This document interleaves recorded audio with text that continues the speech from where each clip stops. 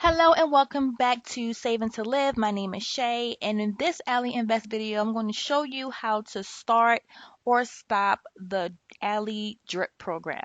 So, two things to note if you're not familiar with the Drip program is pretty much whenever you purchase a position in a company that offers a dividend, that you have the option to have that dividend come to you and you can spend that money however you see fit, or you can have it reinvested back into that stock so you can get more shares or more position within there. Now, for instance, if you are actually doing a partial share, which Ally does not do unless you are in a managed portfolio, which they do, they can purchase partial shares, or if, say, by chance you buy a full share of a stock that has an actual dividend and that dividend is only 50 cents, when they give you the dividend and then you want to do a drip, it will just go back into that company, which will give you a partial share.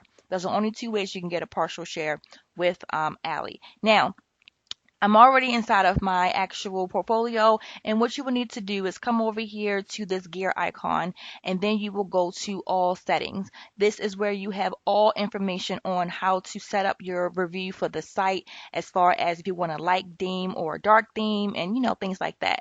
But you're going to come all the way down to where you have account settings. And as you see right here, you see the dividend reinvestment, and then it tells you can turn it off whenever you no longer want to reinvest any cash dividends, or you can leave it on. Now, if you want to particularly, keep money for a certain time period, you can always turn this off and on, but you can only do it one time per day. So if I turn this off, I am not able to turn it on until the following day.